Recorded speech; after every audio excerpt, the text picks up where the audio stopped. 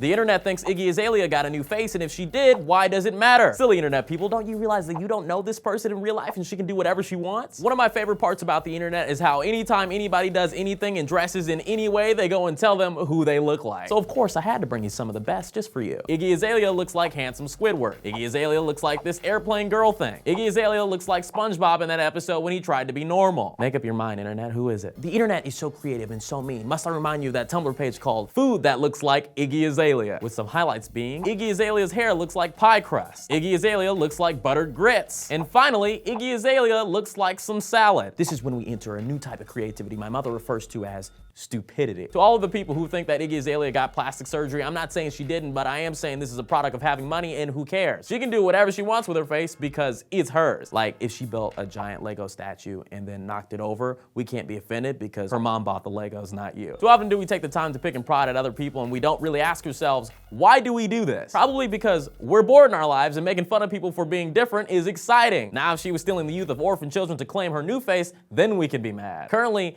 0 orphans harmed. Also, she looks the same. Internet people are exaggerating things. Speaking of rich people getting into things that they probably don't care about because they're rich, Michael Jordan may be losing his name in China. It sucks when you lose your name because it's like the only thing you actually have in the world. In China, Michael Jordan is known as Kyodan, I butchered that, and he's currently in a battle against the company called Kyodan Sports, which mind you is the equivalent of saying Michael Jordan Sports. Imagine if you had to sue somebody because they wanted to be you, but they weren't you, but they wanted to make your money instead of you. Also, they use your old jersey number 23 to sell sportswear and other memorabilia, but they shouldn't be doing that because they aren't you. Honestly, if I was Michael Jordan, I wouldn't care about any of that because he's a billionaire. If I was a billionaire, every time something bad happened, I go back to my mandatory billionaire island and sulk, probably for like 2 years. So what do you guys think about all this? Would you ever change your face? If you were a billionaire, would you get mad about anything ever? Probably not, because once you reach a certain level of income, you gain the right to not give a goddamn. Let me know in the comments down below. I'm William Haynes. Hey guys, did you know that SourceFed has a podcast and it's probably the greatest podcast that